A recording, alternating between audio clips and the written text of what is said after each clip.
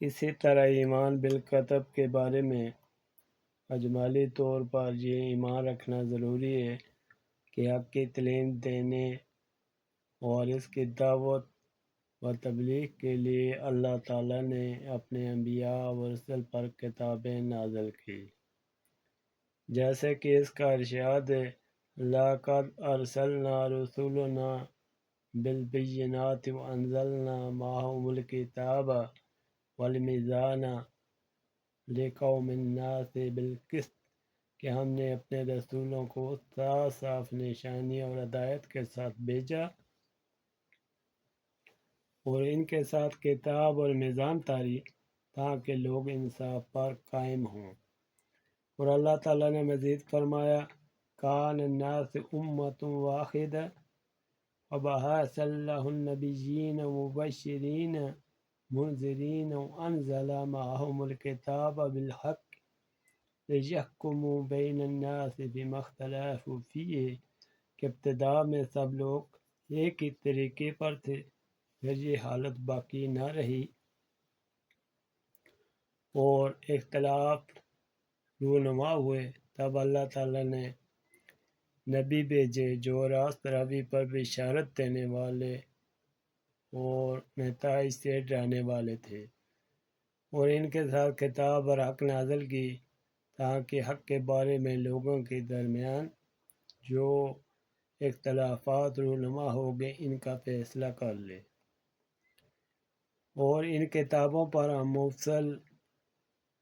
مفصل ایمان رکھتے ہیں جن کا اللہ تعالیٰ نے نام کے ساتھ ذکر کیا،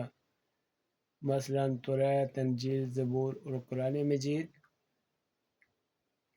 ان میں قرآن مجید سب سے افضل اور آخری کتاب، وہ ان تمام سابق کتابوں پر نگران اور ان کی تصدیق کرنے والا، اس کا اتباع کرنا تمام امت پر فرض ہے۔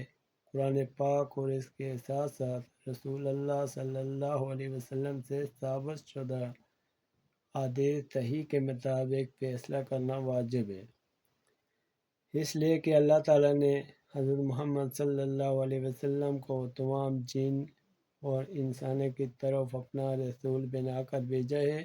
اور آپ پر یہ قرآن پاک نازل کیا تاکہ وہ لوگوں کے درمیان فیصل اور حکمران بنے۔ اللہ تعالیٰ نے قرآن مجید کو دلوں کے لیے باعث شفا، ہر معاملہ کا عقیدہ کشا، اہل ایمان کے لیے سرتاپا ہدایت و رحمت بنا کر نازل کیا ہے۔ فرمایا وَهَذَا كِتَابٌ أَنزَلْنَاهُ مُبَارَكٌ فَاتَّبِعُوهُ وَاتَّقُوا لَعَلَّكُمْ تُرْحَمُونَ، اور اسی طرح یہ کتاب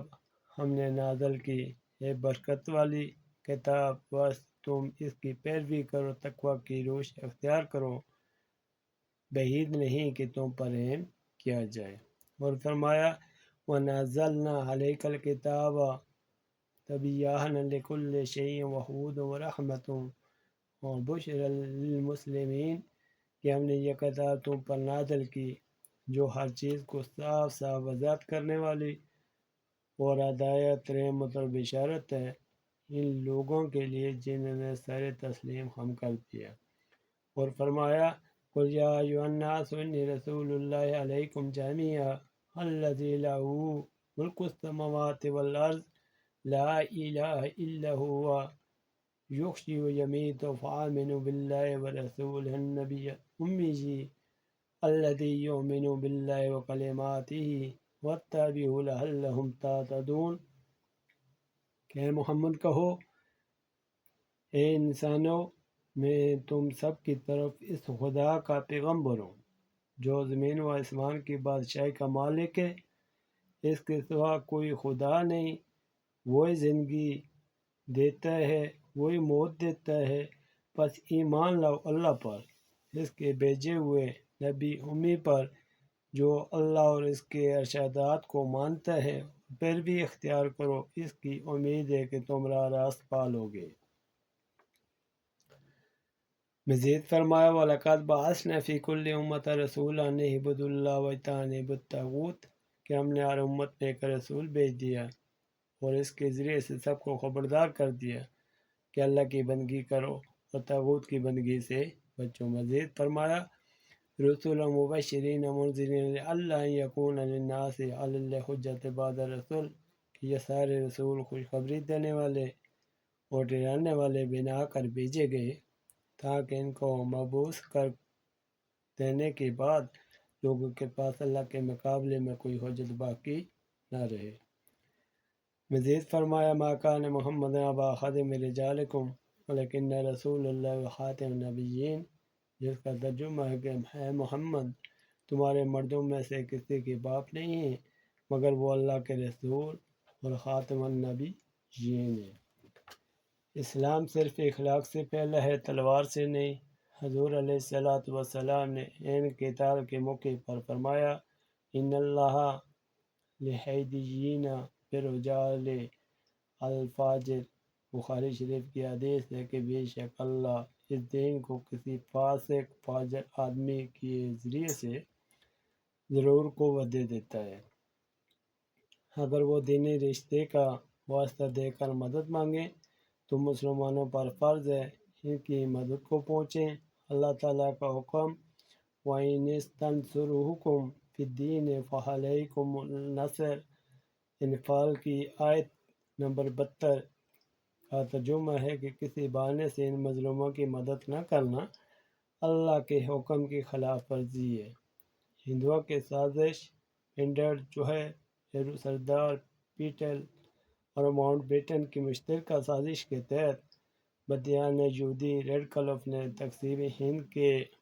اصولوں کے برعکس گرداسپور کا مسلم اکثریتی ضلع بھارت کے حوالے کر کے کشمیر تک بھارت کی رسائی آسان کر دی، مسئلہ کشمیر کھڑا کر دیا۔ ان سازش کفار کے ہاتھوں مسلمان کشمیر کے اجڑے گاؤں، جلتے ہوئے مکانات، مقدس مقامات اور مساجد کی شہادتیں، ماں بہن بیٹیوں کی چیخ و پکار بلا رہی ہے کہ خاموشی تماشائی بننے کے بجائے ان مظلوموں کی مدد کے لیے قتال کرو۔ جواب فرض ہو گیا انما اشکو بثی وحزنی الی اللہ، کہ میں اپنی بے قراری اور غم کی فریاد صرف اللہ سے کرتا ہوں۔